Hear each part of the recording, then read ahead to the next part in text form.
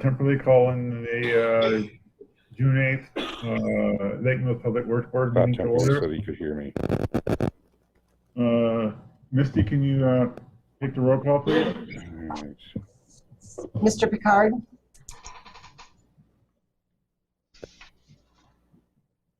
Mr. Temperley? Here. Mr. Fields? Here. Mr. Polachek? Here. Mr. Reich? Bill, would you like me to share the screen Mr. for the Ruppelberg? CMAR report? Here. Thank you. Up next, correction and approval of the minutes of May 11th, 2021. I'll entertain a motion to approve the minutes.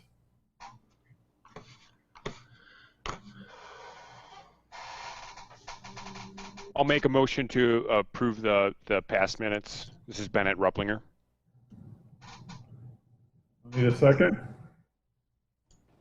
I'll second. Was that This is Mr. Fields. any discussion?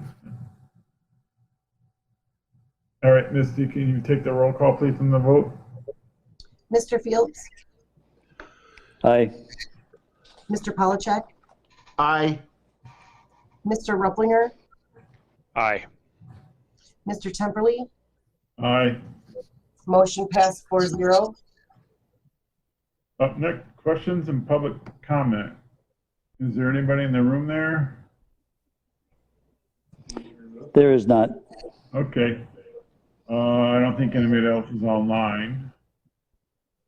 So we'll go to item 5, Director's Report.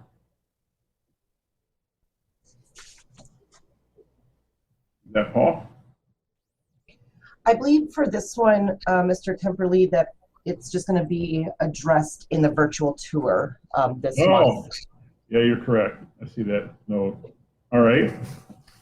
Item 6, discussion, recommendation, and wastewater treatment plant compliance, maintenance, and a report.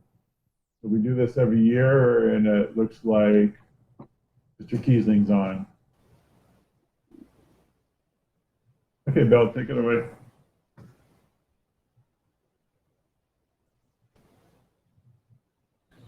I'm not hearing you, Bill.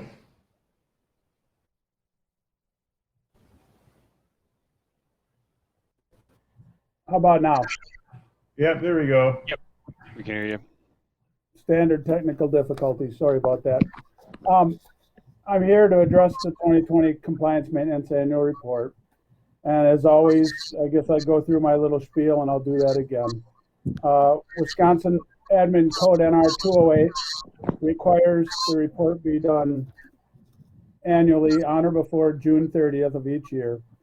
The report's intended to be an objective means for the DNR as well as the city to analyze its wastewater operations and compliance.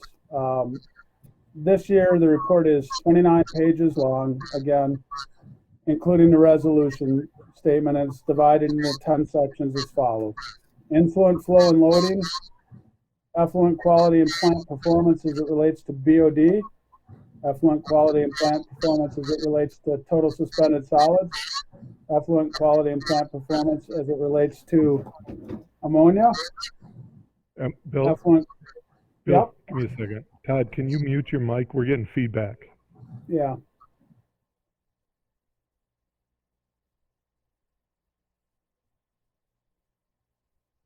Okay. Effluent quality and plant performance as it relates to phosphorus. Section 6, biosolids or sludge, as we like to call it, quality and management. Section 7 is staffing and preventive maintenance. Section 8 is operator certification and education. Section 9 is the financial management section, and 10 is the sanitary sewer collection system. The remaining 2 pages are a grading summary and a resolution statement. As you've probably seeing this year, we've got a 4.0 out of 4.0 GPA. We really didn't have too many problems with this report, which is a good thing. In 2019, we had a slightly lower grade. We had a 3.84 due to a C we had in the influent flow and loading section, and this was because some of the BODs were kind of high coming into the plant. We were over our design limit. So I'll go through each section if you'd like and just briefly discuss anything that I have to discuss it with that. So section 1, influent flow and loading. If you look on page 1, you all have the report in front of you, I assume? Yes. If you look in the middle of page 1, you'll see that we have a design BOD of 1,856 pounds per day. The DNR uses 90% of that, or 1,670.4 pounds per day as a benchmark for grading. In 2020, we never exceeded the 90%, which is great. In 2019, we exceeded 90% 7 times, and we exceeded 100% twice in 2019. So this year's report is much better. The flows were actually down 16% from 2019. And I mean, if you ask me why, it could be a lot of things. Some of it is rainfall was down about 7 inches from the previous year. I think the city's done a lot of things to try to solve water main breaks. It could be leaking into the sanitary sewers. People installing low flush appliances helps. We've done away with a lot of old leaky sewers, and I think all those things probably combined are really the reason for it. So next I'm going to move to section 2, and this is effluent BOD. We had really no exceedances of our monthly BOD limits. We kind of still have some ongoing foaming issues and things that we suspect are from industry. We're continuing to do some testing and try to determine just what's happening. We've had some little hiccups, but nothing major, and we'll continue to work with industry. But for the purposes of this report, we got an A and did fine. The next section is section 3, effluent TSS, and plant performed well. We had no exceedances. It's pretty much the same story as the BOD was. The total suspended solids, and the BOD kind of go hand in hand. If one goes up, usually the other goes up as well. And conversely, if one goes down, the other one does. So not a lot to say there. Section 4, effluent ammonia. We had no problems. Sometimes we've had issues with upsets where we've lost our nitrifying bacteria, but we didn't have any of those problems in 2020. So it was a good year for us. Section 5, effluent phosphorus. Same thing, plant performed really well. We're still doing chemical phosphorus removal currently as opposed to biological or a combination. That's what our design is, and that's what works the best for us. But I guess there's some things coming down the pipe, as you probably all know, related to phosphorus removal, and we could talk about that some more later, but we'll have to do some sort of an expansion and come into compliance with what will be our new permit, which will happen starting September 30th of this year. We won't have to comply right away, but there will be changes, so you're aware of it. Section 6 is biosolids management. Again, as I said, the rainfall was down. We had a great year for planting crops. We were able to get in the fields and we were able to get our sludge out. So that way it was a good year for us. I suspect, in the future, we'll have more wet years and problems getting sludge out. The phosphorus limits being stricter will also generate more sludge. As we continue to add people, we'll get more pounds per day coming into the plant. We'll make more sludge. So those are things to keep in mind. At some point, I'm suspect that the trend might be to move away from the Class B liquid sludge like we have, is you're hauling a lot of water and storing a lot of water, and move to a dry cake, as that can be landfilled and handled a little easier. It doesn't add moisture to the farm fields, etc. But for now, we did well. Section 7, staffing and preventive maintenance. A grade here as well, obviously. I do see, as I told you last year, some staffing issues in the future.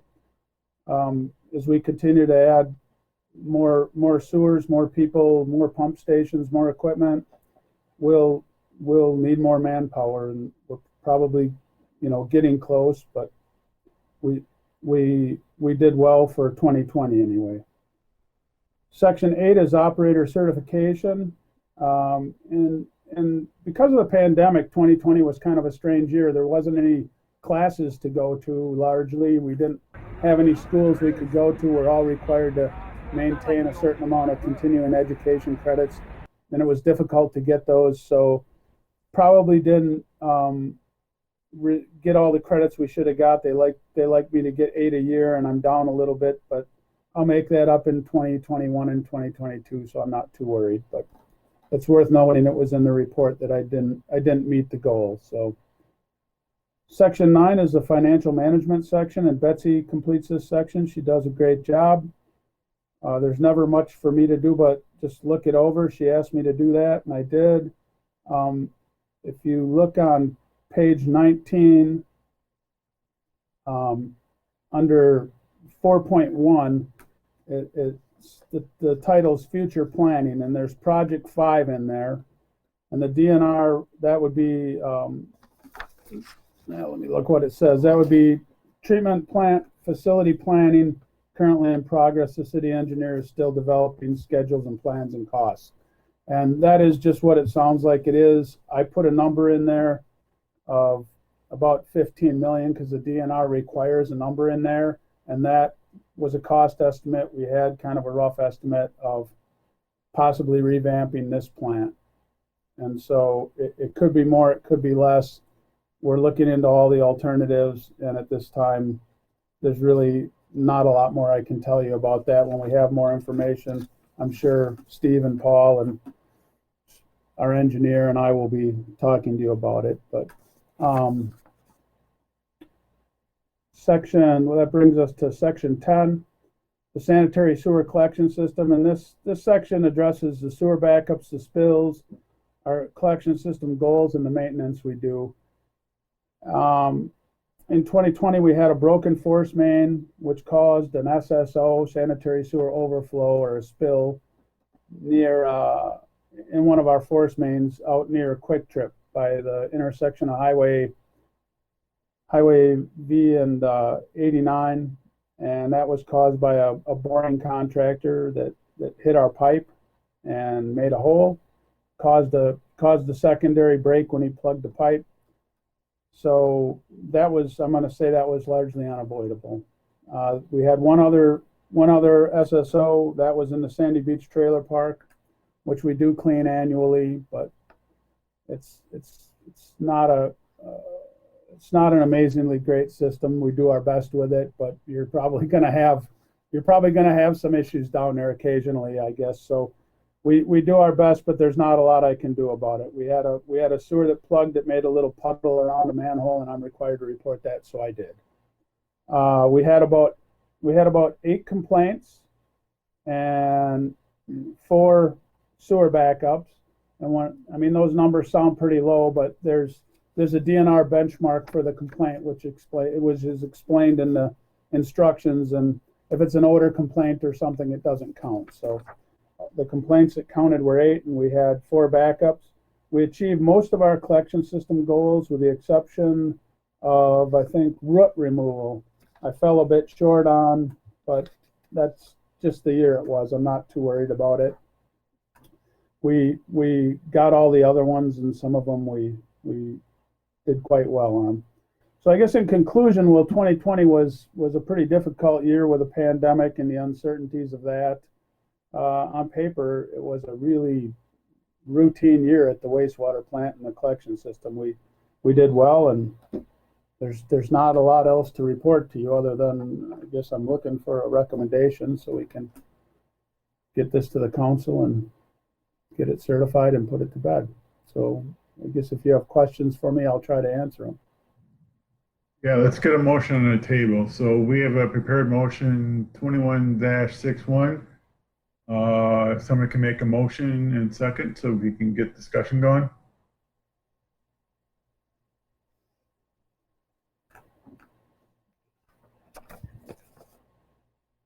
I'll make a motion to move forward to discuss issue 21-61. Is that correct, Todd?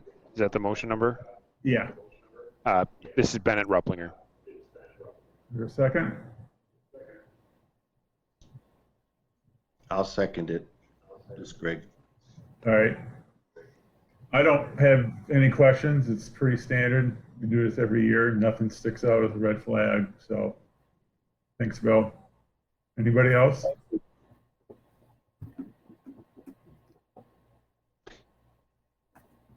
I would agree with that. Nothing here.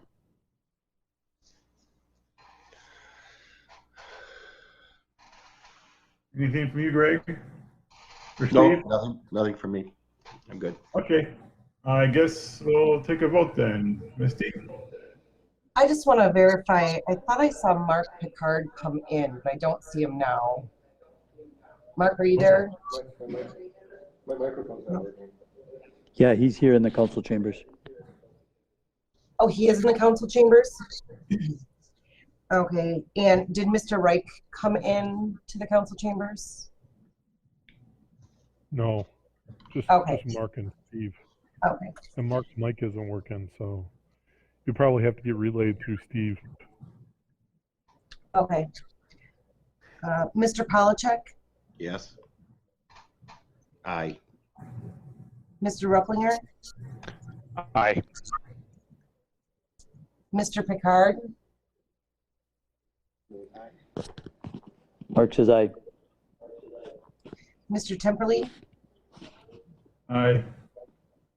Mr. Fields. Aye. Motion passed 5-0. Agenda item 7, a virtual tour of current and future project sites. We do this every year. So I guess, Paul, you're going to drive this? Yes, I will drive this. While they're getting the PowerPoint ready, I just want to go back to Bill's report, and he talked about the expansion and some of the requirements on phosphorus, that sort of thing. That will be the big item agenda for next month. And so we're not going to spend a lot of time on that during the tour, but we will mention some other things, but be prepared for that discussion next month. It'll be a big one. When we're talking $15 million, there's a lot to talk about there. So we do have a PowerPoint. So there we go. Okay. So this is not going to be obviously like being able to get in the bus and tour everything. You are going to be able to stay cool and comfortable. But basically, we're going to end up doing this via photos and discussion. And I just want to make sure that, as we have in the past, it's kind of a free-flowing discussion. I know we'll have some audio issues as we go through this, but if you've got questions, just jump in and we'll discuss them as we can. And I am very hopeful that this will be the last virtual tour, and that next year we'll be able to get back on the bus and take a ride and see what's going on. And so I guess, Dwayne, are you advancing slides or? Dave? Yes. Okay, sir, if you would please advance to the next one.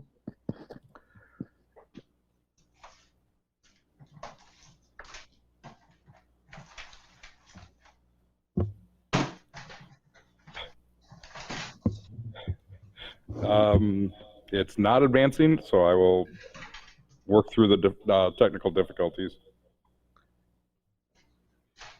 Okay. Boy, am I hopeful it'll not be virtual next year and we can be done with this. Okay, anyway, I think the next slide was simply introductions or some names of folks. I realize that most of you have been around quite a while, but, oh, I'm sorry, that wasn't the next one. Go ahead, Dwayne. Thank you.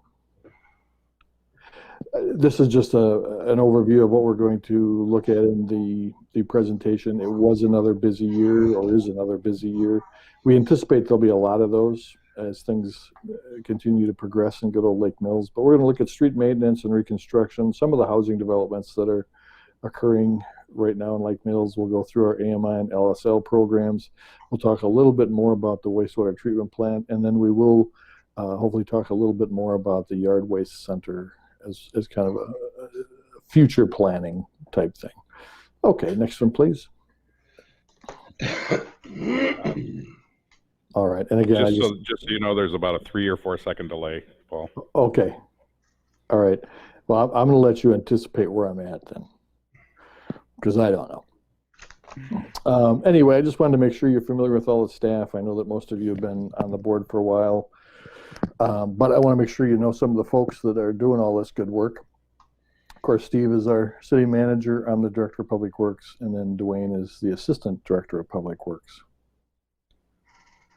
Now, in the street, oh, did I hear a question? Nope. Okay. Street department, we've got 7 employees right now. Dave Ward is the foreman, and as you can see, he's been around quite some time. Right now, we've got a mix of long-term employees and some brand new ones. They're very new ones. Kevin Hunt, Tim Schrader, James Topol. James really does most of our mechanical work. Russell Vike, Aaron Walechka, and Mark Yandre are the 7 guys that are in that group. Our staff at the wastewater treatment plant, of course, Bill, you just saw, he's been around quite some time. Kenny Bostetter, Richard Moulding, and John Zeker round out that group. And I'm sorry I don't have photos of all these guys, but they're very camera shy for some reason. The electric staff is without a doubt the youngest group we've got, and with the least amount of experience. So you see there, Josh Hergert is our foreman, and then Joe Adler, who just completed 2 years, Lucas Heidemann and Austin Neese with 4 years apiece. I think in this particular group, we're in really good shape as far as some longevity. I'll just go back to the streets department. You can see by the number of years that some of the folks have been there that we're going to be seeing some retirements there, and so we're doing some planning for that. And then in the water crew, Harold Dunkelberger is the foreman there. Now it shows 26 years. He hasn't been in the water department for 26 years, but he's been with the city for 26 years, spending some time in the street department. Brad Hosey, same thing. He actually spent some time in street and park department. And then Dylan Lucas.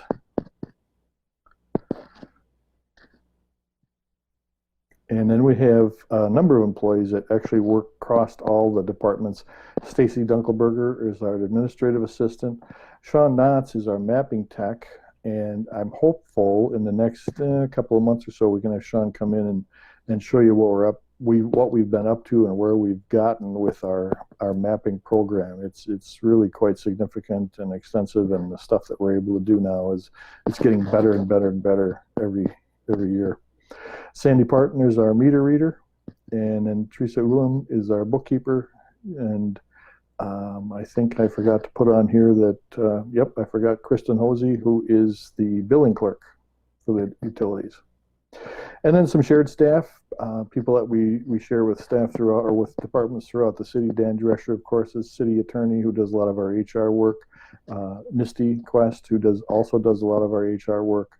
And then Elizabeth Milbrath, who is really the finance director for the utilities as well as for the rest of the city.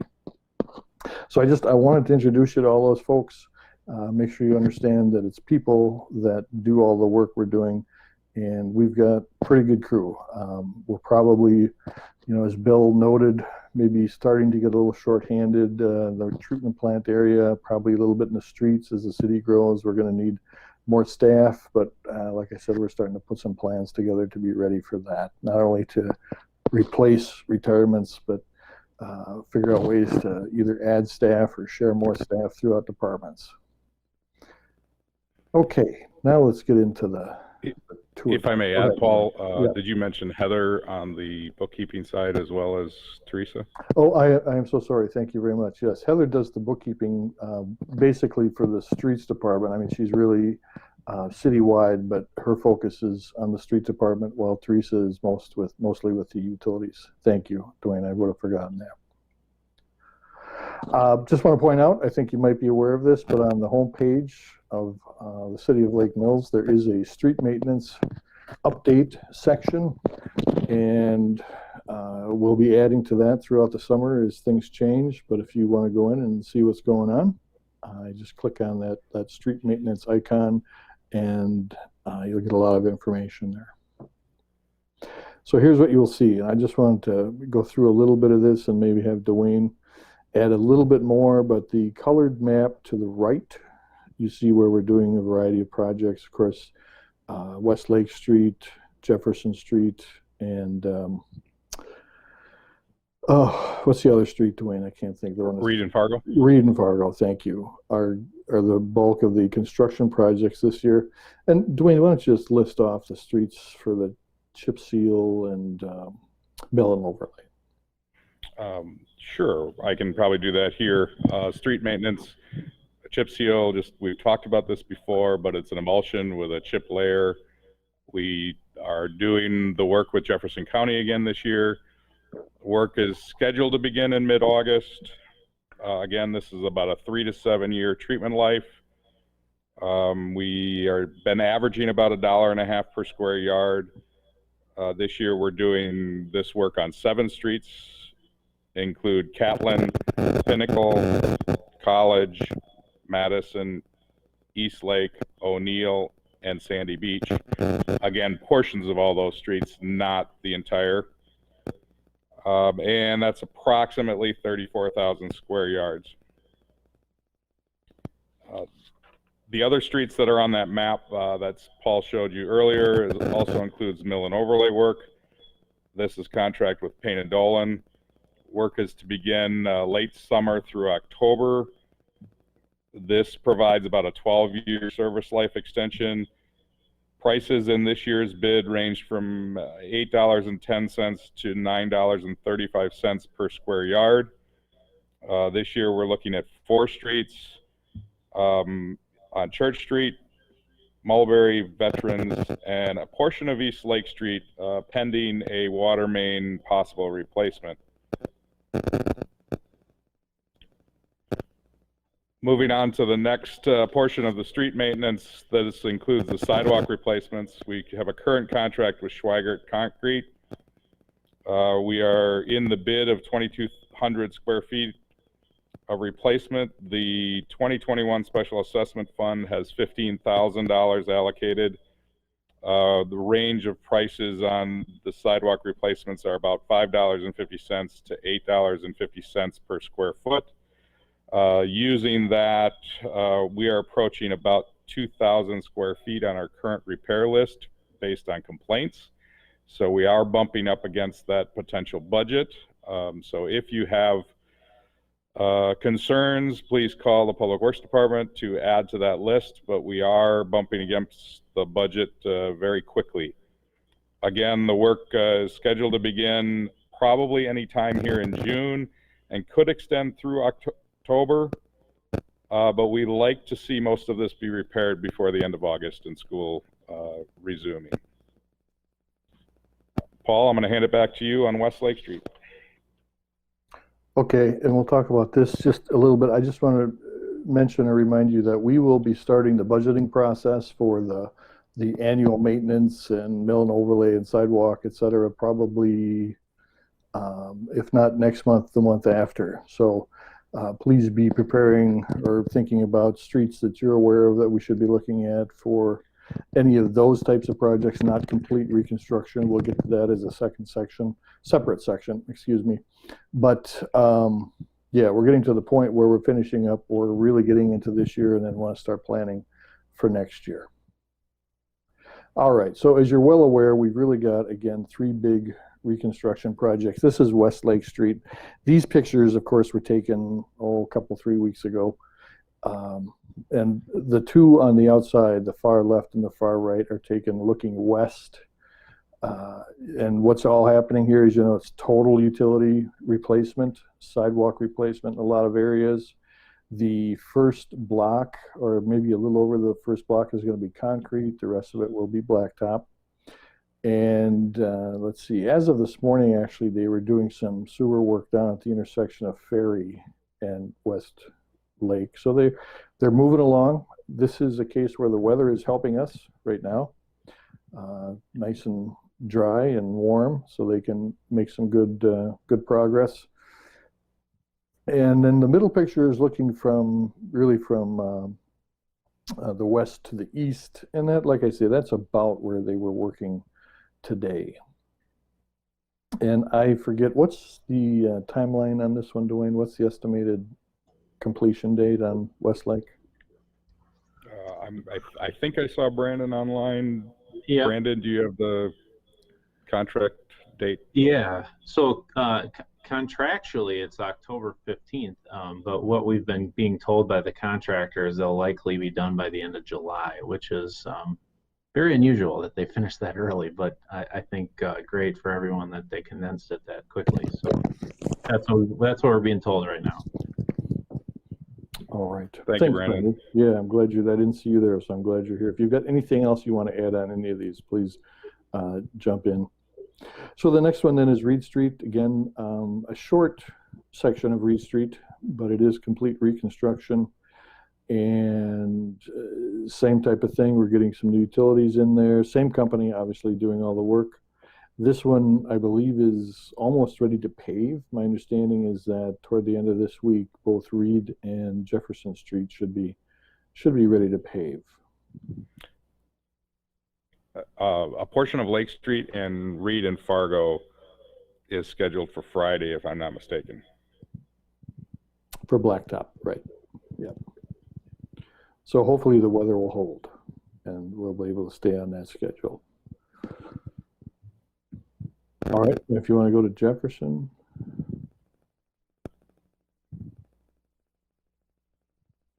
All right, so the left-hand photo is looking from the west to the east. The other one is east to west. This one is, again, complete reconstruction. The difference, I guess, with Jefferson Street is that it now will be an official city street with curb and gutter and sidewalk. Those things were missing previous to this. And it extends out onto CP Avenue a little in both the north and south direction. We always had a lot of water at the intersection of Jefferson and CP on kind of on the south side. So hopefully we'll get that cleaned up. But again, I think they're ahead of schedule on this one. I believe, if I remember right, they're to be done early July, late July on both Reed and Jefferson. So yeah, that's correct, Paul. They're moving well. I'm sorry, Brandon, go ahead. Well, I would say yes, they are moving very well. Yeah, we've been told by some of the folks with A1 that they want to get these done and get on to other projects, and that's not a bad attitude. I guess we'll accept that, so they get our work done first. But I think I'll pause here. I mean, that's the reconstruction and the other regular maintenance. Questions, comments, anything on what we've just covered there? Okay. Well, I guess this is the nice part of not having to get on the bus, is that it does go a little bit faster. So, yay. All right, so there are a number of housing developments. I know you're well aware of these, or I hope you're well aware of these. The first one we're looking at is Tyranita Point, which is, of course, Mud Lake Road and areas to the west of Mud Lake Road. This is progressing very quickly also. Just so happens that A1 is also the street contractor for this particular project. And you can tell by looking at these photos, especially the lower right-hand one, that picture was taken maybe a month ago, and it's already, there's at least 2 other houses that are popping up there. And you can see on the far left-hand one how they're starting now to expand to the left and up on the hill, or expand to the east and up on the hill. And I don't know if any of you have taken the time to drive up in that area, but it's a really nice view. Those are going to be some well-placed homes for a nice view over the lake, and it's starting to come into a nice development. Okay, very good. This is the formal development. This is the one that is just a little ways north of the Mud Lake Road one. This is basically across from the Sandy Beach Road, and it's kind of a condo development that Jason Forrest and partners are putting in. And another good development, moving very quickly. If you look at the center photo, the bottom center photo, whoops, if you want to go back to that one, Dwayne. There you go. Thank you very much. Look at the bottom center photo. There is one of the buildings going up. You can see there, if you drove by there today, the second floor is already on, and I believe they started putting the roof on. So they are moving very quickly there too. I just want to bring up one thing while we're looking at this, and it's in the right-hand photo. You'll see where Mud Lake Road and Highway 89 come together, and then where Vita Plus has their driveway onto 89, and then this development, it's starting to get a little congested down there. We're going to have to, keep a close eye on that, make sure we monitor speeds, or the police department monitors speeds down there well. But that is getting a little busy, and I know there are plans to reroute Mud Lake Road, or County A, I should say. We're going to have to keep a close eye on that because there's some close calls. I think both Dwayne and I have been down there in the last week or so, and I think Steve also. That it's busy. Busy is good, but we've got to be in control of it. So, okay, if you want to go to the next one, Dwayne. Thank you. This is the Summer Ridge proposed development. This is at the intersection of B and Brookstone Drive. This started off rather quickly, and a lot of plans were put together, and then this one slowed down, actually kind of stopped for a little bit. Basically, we understand because of the price of lumber that the cost to build the units had gone too high for making it really financially feasible right now. The developer is still very interested. Obviously, they've got pretty extensive plans put together. We do anticipate this one will come back when lumber prices change a little bit or the financial situation changes a little bit. But it looks like it's going to be another very nice housing development. Paul, if I may add, I believe, correct me if I'm wrong, Steve, or anybody else, that they have all the appropriate permits from both the city and the DNR. So that project is really just kind of waiting for the developer to pull the trigger on it. Yeah, thank you, Brandon. And it seems like a pretty organized developer, and I suspect that when they're going to be ready to go, it'll go fairly quickly. Next one then is the Brookstone expansion, and you can see on the map it's basically in the southern part again of Brookstone, not too far from Wallace Park, right along Harvey Road there. This one is progressing quite well, quite quickly also. I believe, I haven't been out there this week, but I believe there are some housing starts out there already. And so again, we're growing on that part of the city also.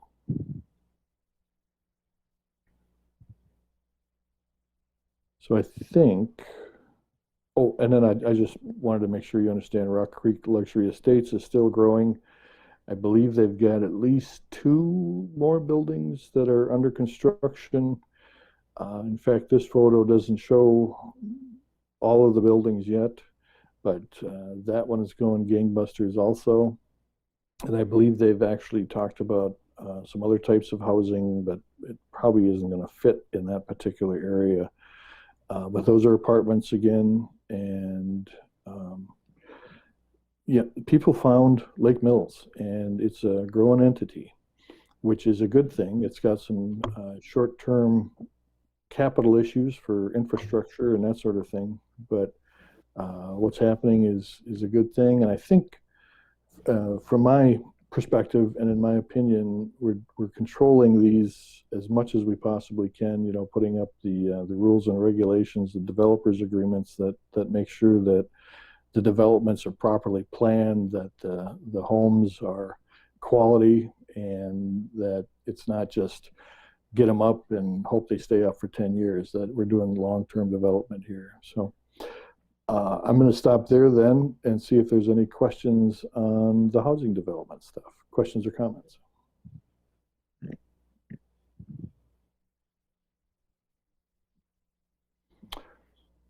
Okay. back on the bus then, and I just wanted to touch a little bit on the utility meter upgrades. On the left-hand side, that's simply a photo of one of the meters, the newer meters that are going in. I wanted to get a photo of these, the guys putting these in, but was a little sensitive about, going into somebody's home and taking photos. So I just showed you what the meter looks like.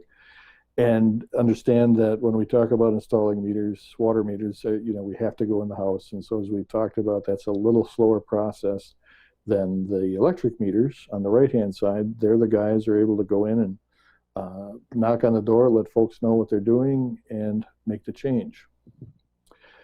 And so the electric meters are moving right along. In fact, we have now ordered what we need for meters to do the rest of the city, the rest of our service territory.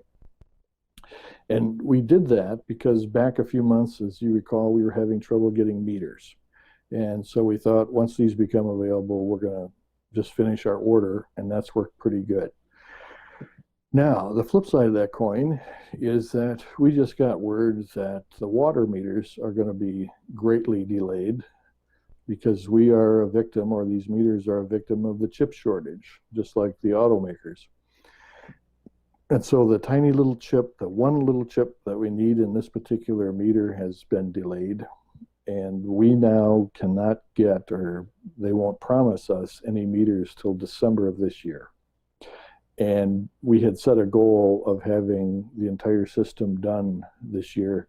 And that goal just got, washed down the toilet. So we'll have to regroup a little bit, and we're in constant contact with Census. That's the company we get the meters from, to make sure that when they're ready, we're on their list, and we'll be doing the same thing where we will order out the number of meters that we need to finish up the project, which is about 1,000 meters. Our hope is that they view that as a quick order and they can get it done, because of course we're competing with a lot of other utilities to get these meters. So hopefully we can get our meters and get this thing completed. Right now, we're just a little over halfway with the electric meters as far as getting the system completed.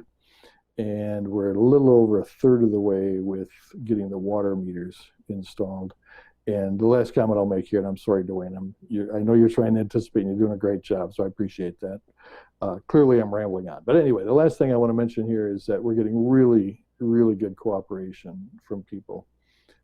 And so we hope that continues and that this slowdown doesn't mess up our momentum. Okay, Dwayne, thank you.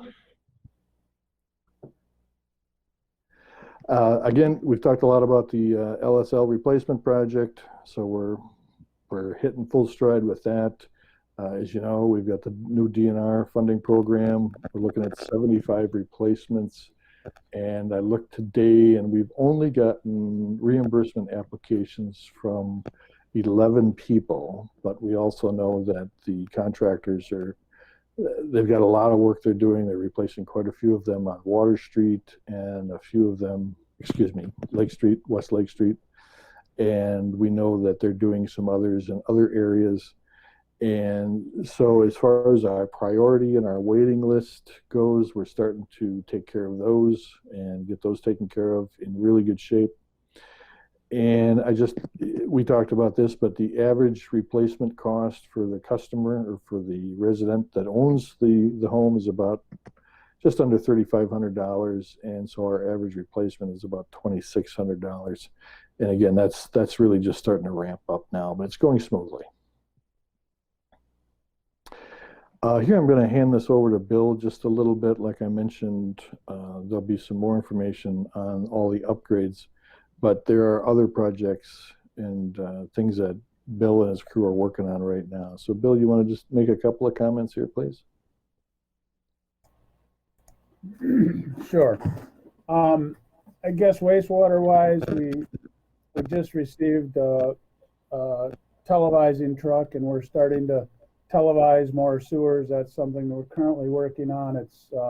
We're finding some interesting things there in conjunction with Dwayne and, on the street maintenance project side of it, and it's been really handy already. The first sewer we stuck it in, we we found broken pipe and some big voids under the road. So I think it's going to pay for itself, and it's good equipment. We're working on that. This year, we've got to take both of those oxidation ditches down, the big brown ponds you see in the picture. Those have to be drained, and we've got to clean the grit out of the bottom, and that's a pretty big job. We'll have to work with a contractor with an excavator and dump trucks and a skid loader, and we usually scoop several thousands of tons of grit out of there and haul it to the landfill.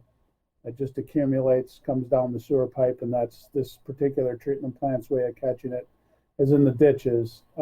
As far as the future goes, I guess we're still looking into our options with remodeling this wastewater plant versus possibly building a different plant on a different site, and there might be advantages to that as far as lower or higher limits go for several parameters in our effluent, and that might get treatment costs down in the long run and maybe be more efficient, but we're just not sure about that right now. So if that doesn't happen, we'll be adding another oxidation ditch at this site.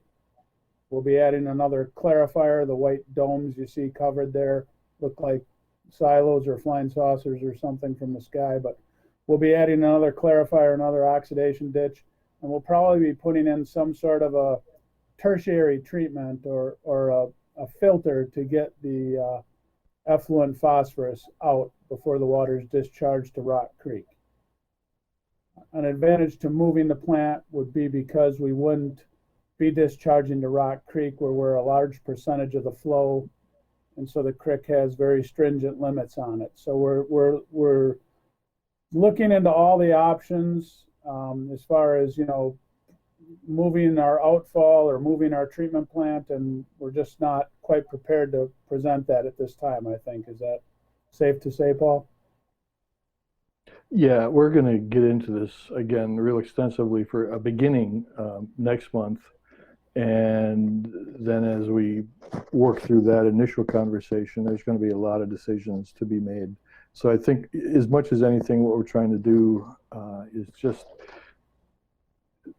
kind of prepare you for what's going to be a summer of planning, start looking at some of the financial aspects of it and that sort of thing. So be ready for that.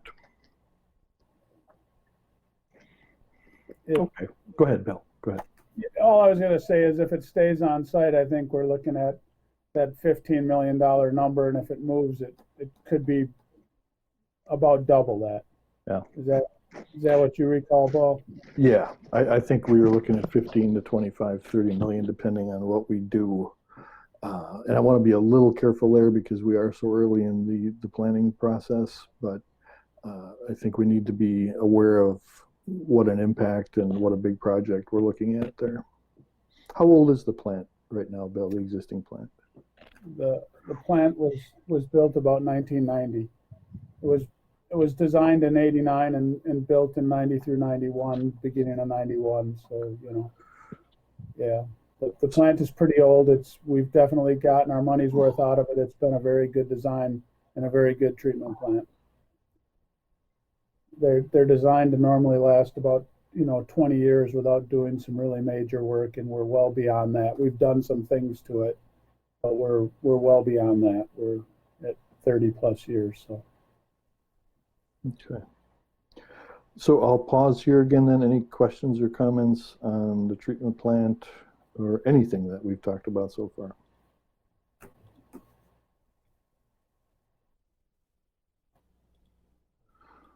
Okay, back on the bus, and we'll just go down around the corner to the Yard Waste Center. And we have talked about this a number of times. It's kind of ebb and flowed. We talk about it, and then we got some research and stuff we have to do, and then we come back and talk about it. But I want to bring your attention to the photos in this particular one. On the left-hand side, we have what we consider our preferred means of dropping waste off at the Yard Waste Center. Just, a little cart full would be wonderful. And then on the far right, a little more of kind of a covert operation and something that we really want to get a handle on. I believe it's about 9 o'clock at night, and you can see the contractor is dumping waste there, and that's surely one of the things we want to see if we can get a handle on, and either make sure that we control that, or that we're able to get some financing to clean up all the stuff that contractors bring in. And then the center photo is just to show you how busy this thing is. It's a well-used service, if you will. You're seeing stuff piled up there that is really coming mostly from residents.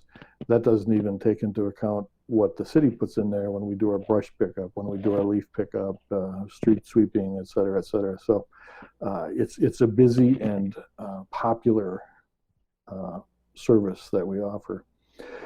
And so where we're at right now is we're doing our best to maintain and control this site. Obviously, we have got cameras and we're watching folks. Second thing is that we are in the process of trying to identify potential sites to put a new yard waste center. We've got a few that may work. We're kind of debating how much room we need.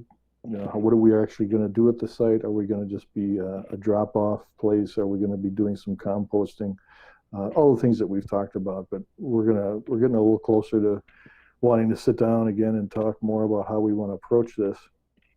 And the hope is that in the next year's budget, or starting this year, we can really put together an annual budget, not just for establishing the startup, but an operational budget for a little more efficient, a little larger yard waste center.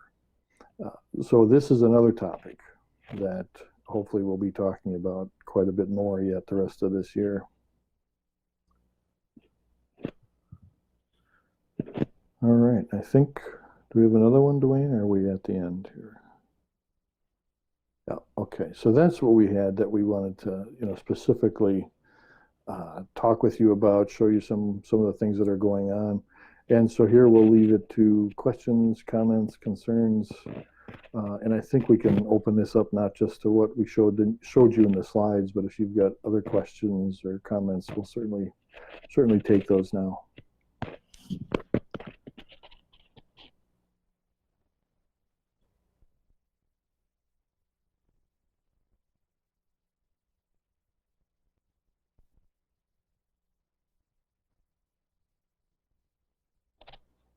Not hearing any. It's a pretty straightforward presentation.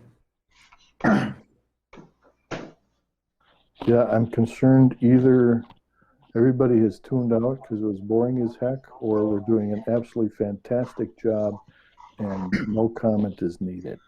So this is Greg. I have a question.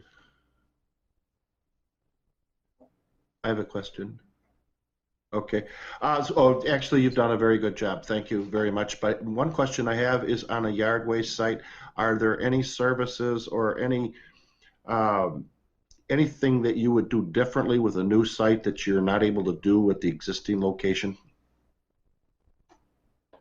Yeah, I'll start with that one, and there might be some other opinions. Number one is I think we need to get more control over it, and I know we've talked about like fencing it, staffing it, somehow really controlling what goes into the site. Right now it's just wide open, and the other problem we have is that it's so close to a city street. There are some Mondays when the guys come in, especially in the spring and the fall, and the brush and stuff is actually into the street.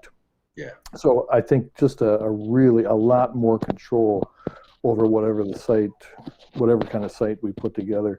And then the second thing is to do something with the brush. Right now, we simply haul it out to the conservation club and basically compost it out there. As I think we've told you, that's going to go away pretty soon. But secondly, there may be some value to that material, whether it's compost and the idea of either selling compost or giving it away, but doing something other than just burying the stuff. Both from a standpoint of there's not a readily available place to bury it, And secondly, if there's a way to generate, even a little bit of revenue to pay for this service, that would be good. So those are my 2 points on that. Thank you.